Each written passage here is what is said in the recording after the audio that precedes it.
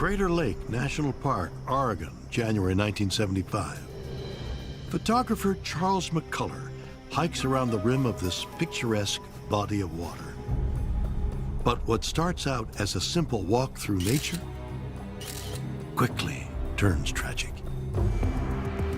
Charles planned a 2-day excursion to Crater Lake to snap winter photography, but he trudged out through the park entrance and was never seen again.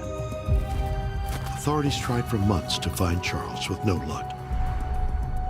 It wasn't until nearly 2 years later that they got a break in the case, when his body was found in a remote part of the park. The most baffling aspect of the Charles McCullar case, besides the way that the remains were found, was where the remains were found. It's about 14 miles from the park entrance, so he would have had to trudge over 105 inches of new snow, with some areas having 20-foot snow drifts. 14 miles to a remote part of the park. So how did Charles get that far into the park?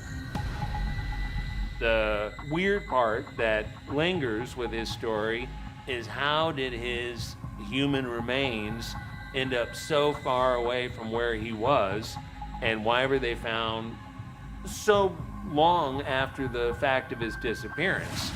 Search teams have been looking for him from the week he disappeared.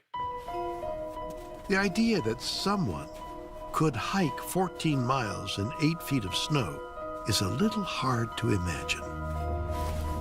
But on the other hand, Crater Lake has been the site of similarly inexplicable occurrences for centuries. Crater Lake is a hotbed for stories about paranormal activity and just supernatural occurrences.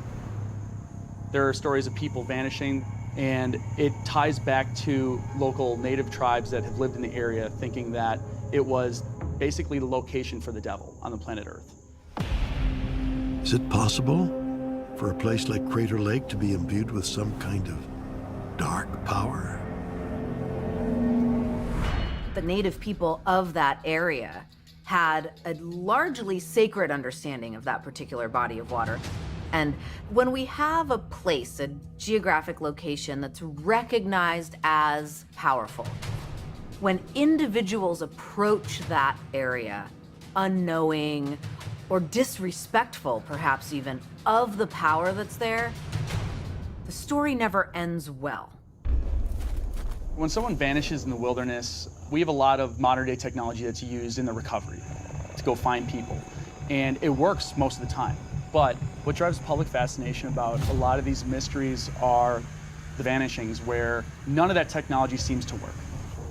We have all this stuff at our disposal, and it turns up nothing. And nobody can explain why. So what do you think about these bizarre vanishings? Could they all be the result of tragic accidents, foul play, or might extra-dimensional forces be at work? Well, in any case, it's safe to say that these mysterious disappearances force us to challenge our preconceived notions about what we believe is fact, what we believe is fiction, and what we're willing to accept as being simply